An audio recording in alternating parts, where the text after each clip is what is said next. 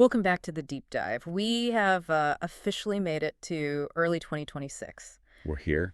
And I have to admit, as I was sitting down to prepare for this, I realized my brain has developed a bit of a reflex over the last 12 months. I just kind of default to the doom scrolling setting. Oh, absolutely. The thumb just keeps moving, waiting for Oh, the next disaster. it's a really hard habit to break. The news cycle, especially through 2025, it often felt like this relentless barrage of everything is on fire. Sometimes it's literally on fire. Sometimes quite literally. It can be exhausting to even pay attention. Well, it's designed to be exhausting. I mean, anxiety keeps you clicking. Exactly. But today, we are deliberately flipping that script. We're doing a year in review, but we are filtering out the noise to focus specifically on the signal. Mm. We're working off a report titled Environmental Successes of 2025, 5 Big Wins. It's from the Chipko Preserve, written by Mayviv Kiley. Right. And I want to be clear right up front, this isn't just happy talk. We are not burying our heads in the sand here. No, not at all. The goal here isn't to, give you a warm, fizzy feeling and then send you on your way. It's to analyze the mechanics of these successes. Right. Because when you actually dig into this report, 2025 stands out as a really a pivotal year. It wasn't just luck. That's what struck me. It felt like the year where things actually started to click into place. It's a year where we saw a convergence. Mhm. You have high-level government policy finally seeing teeth, actually, biting down on problems. Okay. You have cutting-edge scientific innovation, stuff that sounds like it belongs in a sci-fi novel. Mm-hmm. And you have deeply rooted indigenous knowledge.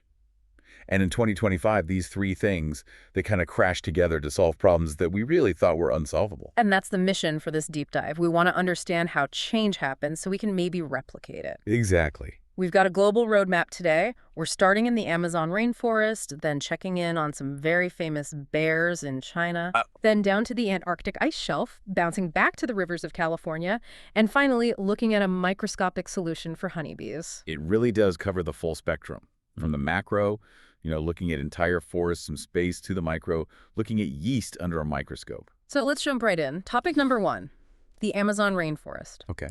For the last decade, I feel like every time I opened a report on the Amazon, it was about record-breaking destruction, slash and burn, cattle ranching.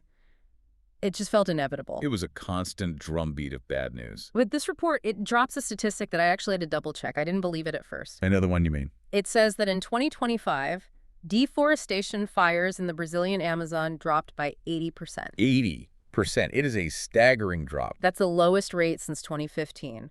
But here is my question, and I think the skeptic in me is loud here. We've heard promises before. We've seen dips that turn out to be, statistical blips. Yeah. So why was 2025 different? How do you turn a ship that big around that quickly? It's a great question, because you're right, promises are cheap. The report points to a shift from promise to actual enforcement. Okay. It starts with the Brazilian government, specifically under President Lula's leadership. In early 2025, they stopped treating environmental laws like suggestions. They started treating them as hard mandates. So just strict implementation of laws that were already there. In many cases, yes. It was about political will.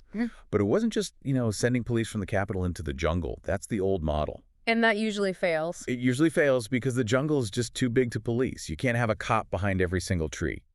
The game changer in 2025 was the introduction of what they call ARPA communities. I saw that acronym. Break that down for us. What's the actual mechanic? Well, it stands for Amazon Region Protected Areas, but that community part is the key. This wasn't just government agents on patrol. This was a formalized partnership designed to preserve indigenous land by empowering the people who actually live there. It recognized that, the people who have lived there for thousands of years might actually know how to protect it. And the report, it highlights specific groups here. The Kayapo, the Guachajara. Yes, and the Kaapor tribes. Eh. Exactly. And this is where the narrative really shifts. How so? Well, often we think of conservation as passive. You draw a line on a map and say, don't touch this. But the report describes these tribes as fighting.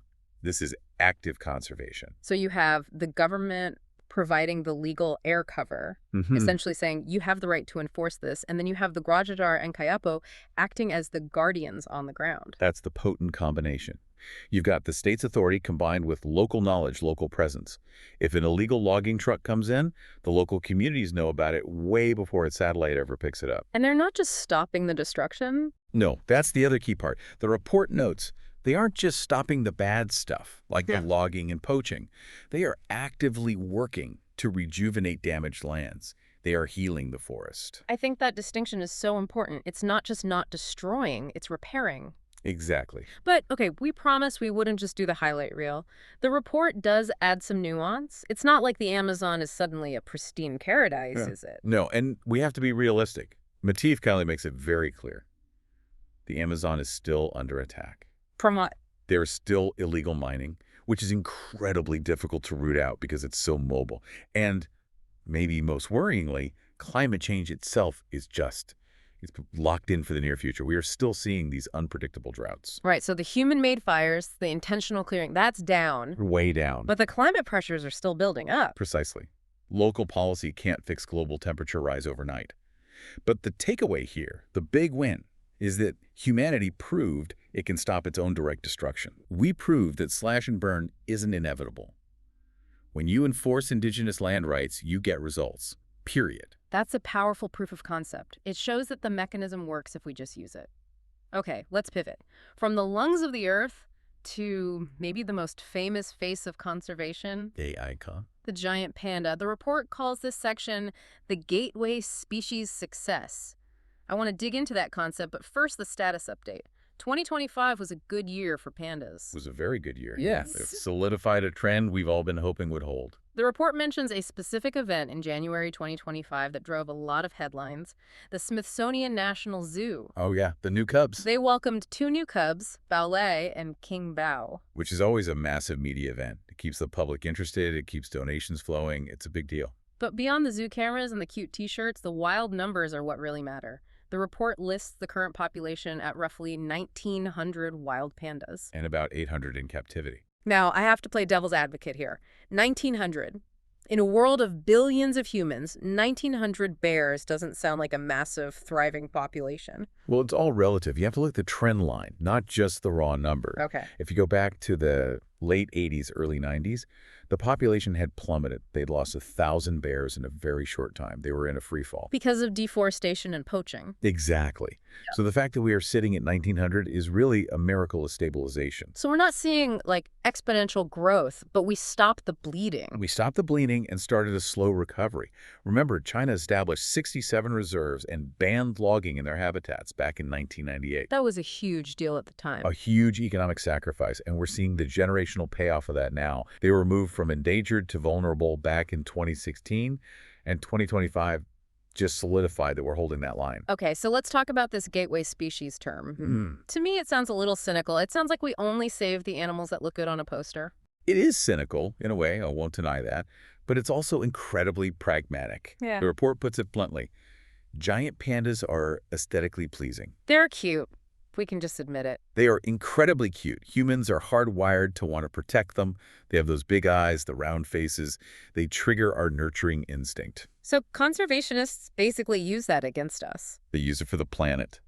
The whole gateway species concept means that by mobilizing millions of dollars and massive political will to save the cute panda, you inevitably have to save the bamboo forests they live in. Ah, you can't just save the bear. You have to save its house. And that house is full of other things that aren't quite as cute. Right. So by saving that forest for the panda, you are inadvertently saving thousands of beetles, birds, mosses, all the ugly little critters that nobody would ever donate money to save.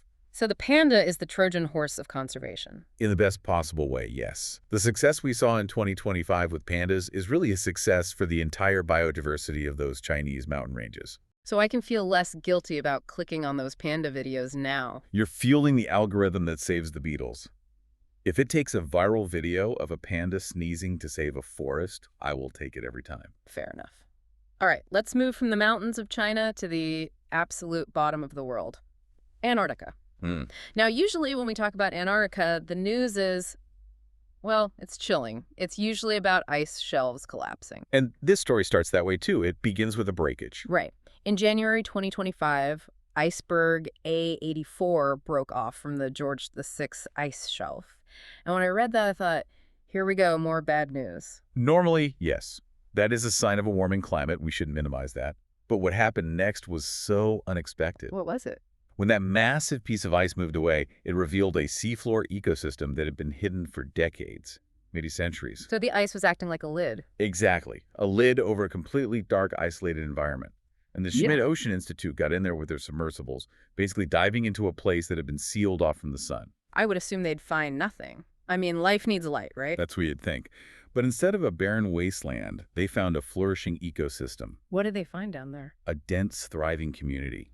Corals, sponges, sea spiders.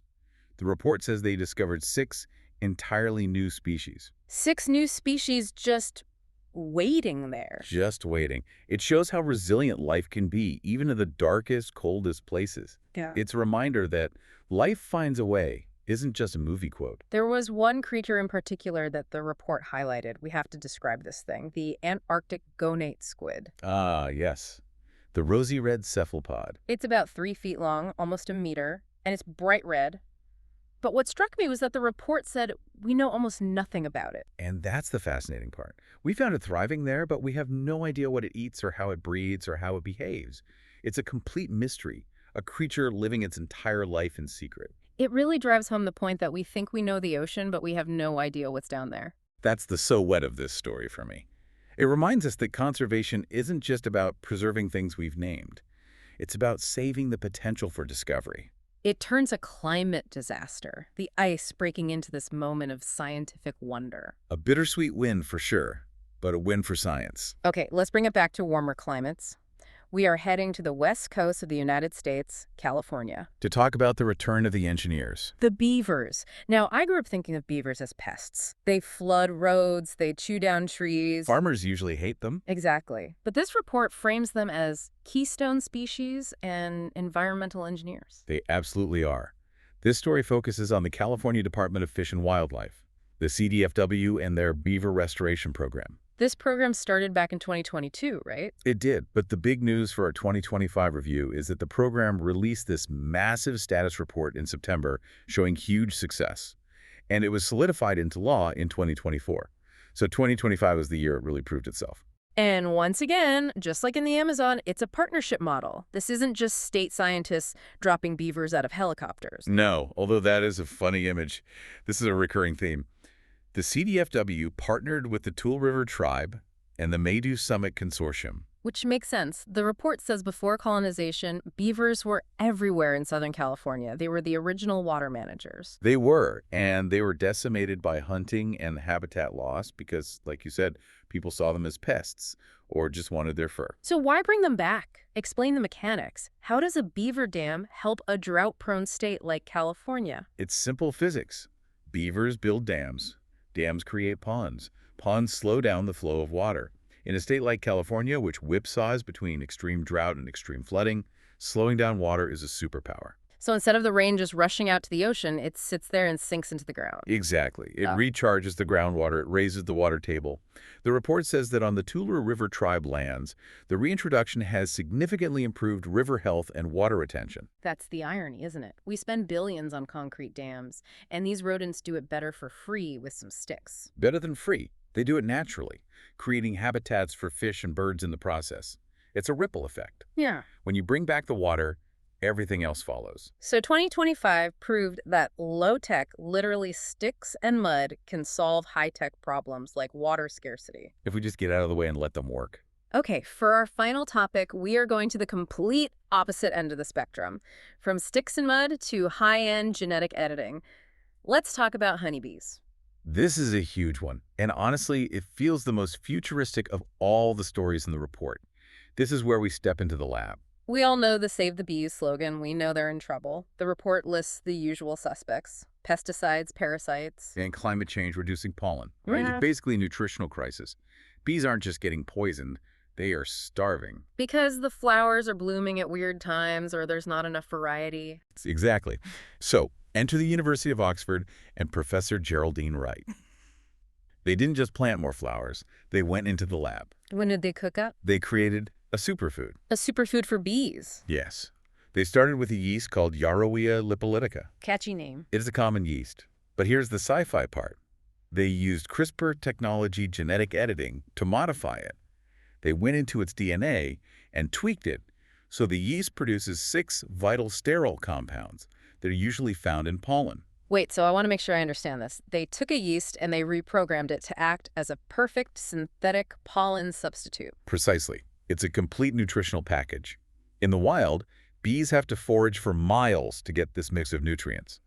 Now we can basically brew it in a vat. And the results mentioned in the report are just mind-blowing. I circled this number twice. Colonies feeding on this superfood produced up to 15 times more larvae. 15 times. That isn't a marginal gain. That is exponential growth. That sounds almost too good to be true. Is there a downside? Are we creating super bees? The report focuses on the potential. Of course, with any genetic modification, there are questions. But the immediate implication is staggering. We aren't just talking about saving a few bugs in a garden. This is about food security. Because without pollinators, our agriculture collapses. Exactly. This is a technological patch for a biological problem. If the flowers fail because of climate change, we now have a synthetic backup to keep the pollinators alive. It's amazing to think about the contrast.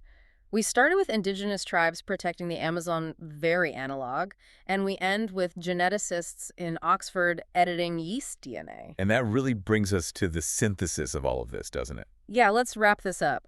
When you look at these 5 stories, Amazon, pandas, Antarctica, beavers, bees, what is the through line? If you step back, you see 4 distinct strategies working together. First, you have protection in the Amazon, just stopping the bleeding. Second, restoration with the beavers and pandas, putting things back where they belong. Third, exploration in Antarctica, finding value in the unknown. And finally, innovation with the bees, using technology to solve what nature currently can't. It really shows there's no silver bullet. You can't just have high tech and you can't just have pure conservation. You need the policy, the ancient knowledge, and the CRISPR lab. And you need the will to combine them.